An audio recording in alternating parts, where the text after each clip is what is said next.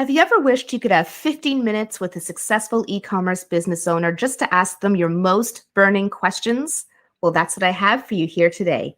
I'm Jyll Saskin, a digital marketing consultant, coach, and creator, and I'm here with Albert Chow, who is the CEO and co-founder of Silk and Snow. Thank you for joining me, Albert.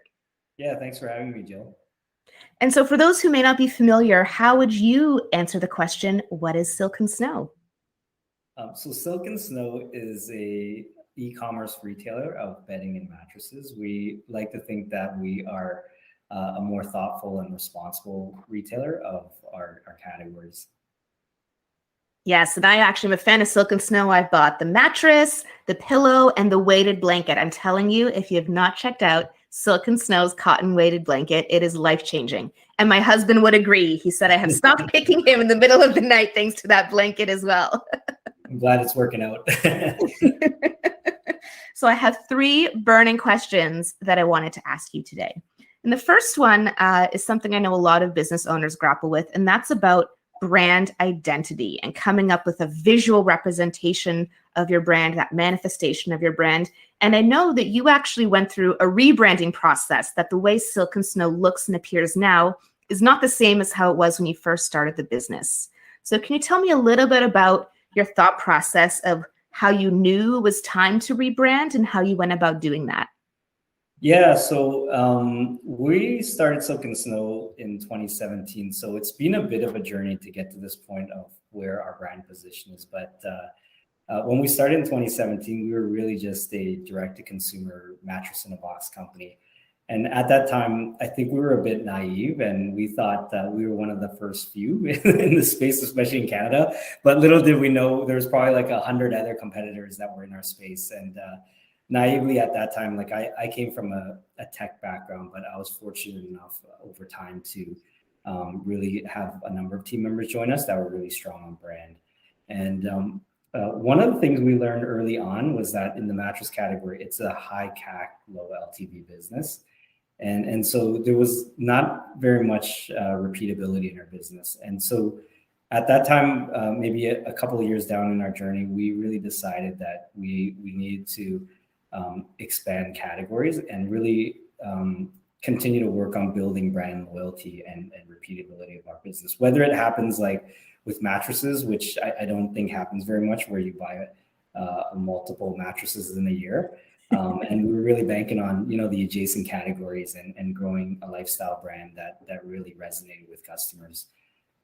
So over the last few years, and that's kind of when we met you, we were really focused on honing in on our brand message. So when we started Silk and Snow, one of the unique things that we accidentally landed on was that our mattresses were built locally, and everything from, all the raw materials of the coil, the foam being poured, the fabric that was being spun, and even the mattress assembly, they were all done in a 10-kilometer radius of where we're located. Wow. Yeah. That's so unique. Yeah, it is. I didn't think we thought that at the time, but I think as we kind of marketed our initial product, which is our mattresses, we found that was really our unique selling proposition, was our closeness to the supply chain and how we kind of promoted a quality product through responsible manufacturing and sustainability. And we felt that was a message that resonated and something that we could sustain as we continue to grow through our product categories.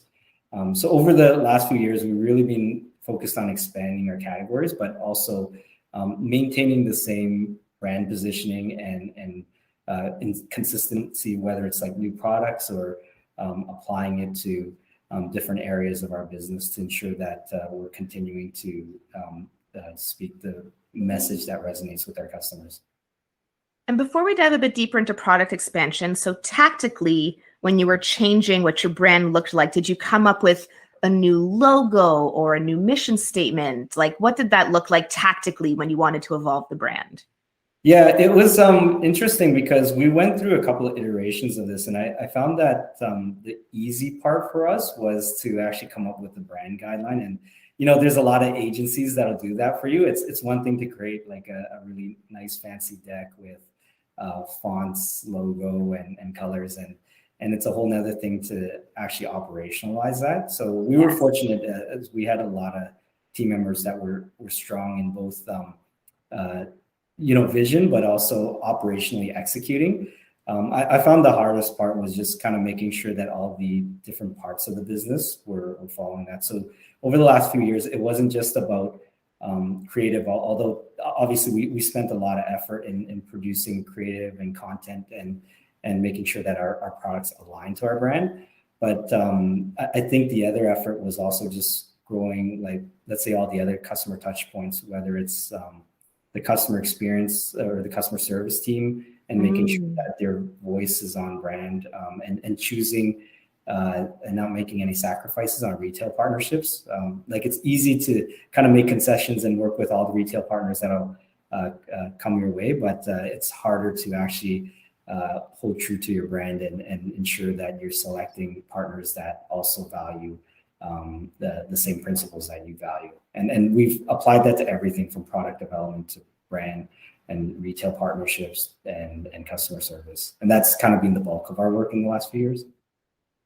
I think that's such a great takeaway. When you think about a brand, we usually think about the visual manifestation of a brand, but that if you're really living true to this brand of being sustainable and local, that goes through all different levels of your organization, the way you ship, the way you talk to customers, who you choose to partner with. That's a really great lesson, I think, for newer business owners. Yeah, I think especially being a direct-to-consumer model, you're really responsible for all the touch points in the customer from end to end, whether it's the manufacturing or the fulfillment of the product. So it's a lot of good things to keep in mind.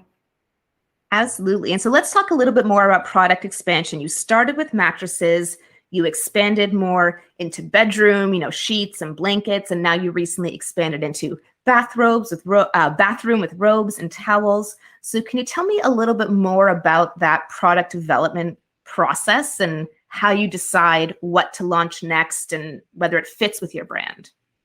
Yeah, so we did also start with a deck for brand positioning, and we went down like it's a living and breathing document, and we continue to evolve it every year that we've been in business, and we put a lot of focus on it, and that even translates into the product development. So we kind of start with a very broad brand vision and identity, and we let it.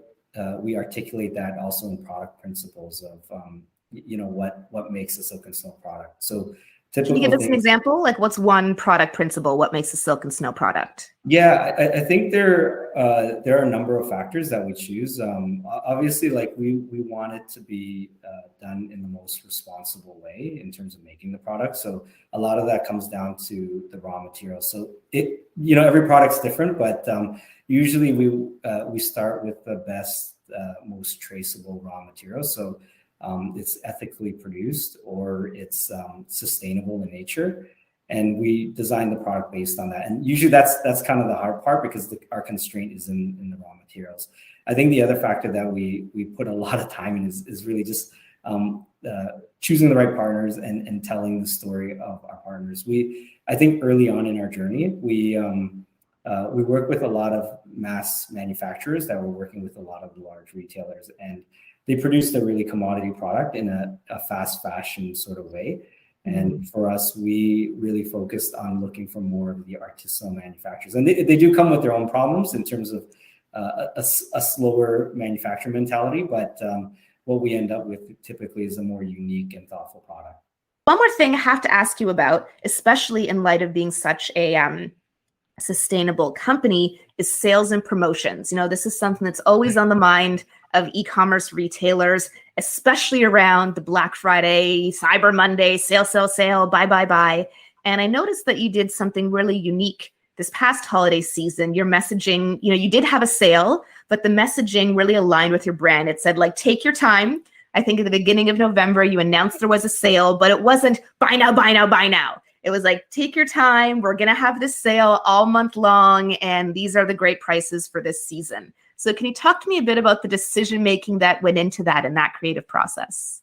Yeah, just for some context, I think in our category, we're always like for mattresses and bedding, it's a very promo-driven business. And one of the things we fight is just having to market based on creating that urgency to buy. And what we've seen every year is that on Black Friday, that sale period gets longer and longer, and the sales gets more and more aggressive. And what we found over the years is that what it leads to is just people making quick decisions, and that might even translate to a larger amount of returns for our products. And I think that's with every retailer. And if you kind of know what ends up on the back end of returns, like they're usually not resellable, and it's not very sustainable in terms of the way you can run a business. So for us, again, we kind of wanted to stay true to our brand. Everything for us is about thoughtfulness and responsibility in terms of how we do things.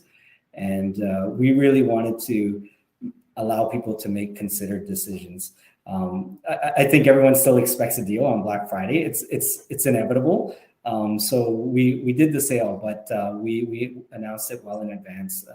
We wanted to make sure that people had enough time to make a considered decision, and we liked how that felt. Like it felt really on brand. It felt like it was the right thing to do. And even on the back end of it, I think there's some indirect sustainability benefits of not pushing people into an urgent decision. And are you able to share, like, did you see lower return rates, or did you see any difference this year in people using the sale? Yeah, what's interesting is, every year that we've done this, a Black Friday period, we typically see people coming back to return at much higher rates. And we also see people coming back even for price adjustments, even though we're primarily an online company. And during the period where we ran this